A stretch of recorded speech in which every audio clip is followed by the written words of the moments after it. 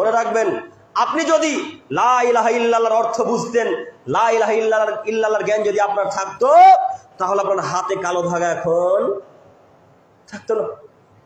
আপনি যদি লা ইলাহা ইল্লাল্লাহর অর্থ বুঝতেন, তাহলে আপনার স্ত্রীর গলাতে এখন পর্যন্ত তাবিজ থাকতো না। আপনি যদি লা ইলাহা ইল্লাল্লাহর অর্থ বুঝতেন, তাহলে আপনার ওই যে আজকে ওই বাচ্চা ছেলেটার বয়স 6 মাস, ওই বাচ্চা ছেলেটার মাজাতে কালো ধাগা থাকতো না। আপনি যদি লা ইলাহা ইল্লাল্লাহর অর্থ বুঝতেন, তাহলে আপনি এবং আপনার স্ত্রী মিলে ওই মাজারে গিয়ে সিজদা করতেন না। আপনি তো লা ইলাহা ইল্লাল্লাহর অর্থ বোঝেনি না। আরে তারা বুঝেছিল লা ইলাহা ইল্লাল্লাহর অর্থ, যারা হলো আবু জাহেল, আবু লাহাব, তারা বুঝেছিল লা ইলাহা ইল্লাল্লাহর অর্থ। কেন? তারা আরবি মানুষ, তারা আরবের মানুষ, তারা আরবি ভালো বোঝে।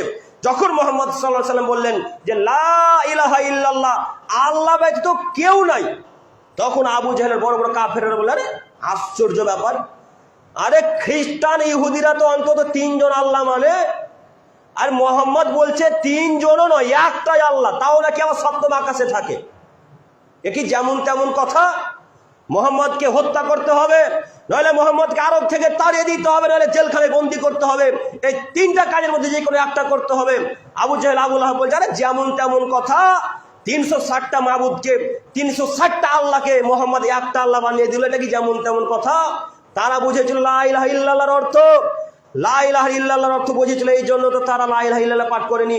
তারা বুঝেছিল যদি এখন মুহাম্মদের সামনে লা ইলাহা ইল্লাল্লাহ বলে দিই, 360টি মূর্তিকে ভেঙে খান খান করে দিতে হবে। যদি এখন লা ইলাহা ইল্লাল্লাহ মুহাম্মদের সামনে বলে দিই, তাহলে হাত থেকে তাবিজ ছিঁড়ে ফেলে দিতে হবে। যদি এখন লা ইলাহা ইল্লাল্লাহ বলে দিই, তাহলে মেয়েদের সাথে আর ঠাট্টা ফুর্তি মজা ফুর্তি করা যাবে না। এখন যদি মুহাম্মদের সামনে লা ইলাহা ইল্লাল্লাহ বলে দিই, তাহলে অন্যায়ভাবে মানুষের মাল আত্মসাৎ করা যাবে না। এখন যদি আমি লা ইলাহা ইল্লাল্লাহ বলে দিই, তাহলে মুহাম্মদ সাল্লাল্লাহু আলাইহি ওয়াসাল্লামের কথা আনুগত্য মেনে চলতে হবে, মুহাম্মদ সাল্লাল্লাহু আলাইহি ওয়াসাল্লামের কথাকে মেনে নিতে হবে, আমার আর নেতাগিরি করা চলবে না। এই জন্য তারা লা ইলাহা ইল্লাল্লাহ বলেনি। তারা লা ইলাহা ইল্লাল্লাহ বলে, তার অর্থ বুঝতো। আপনি অর্থ বোঝেন, আপনি কিছুই বোঝেন না। আপনি লা ইলাহা ইল্লাল্লাহ বলেন, আবার মাজারেও যান।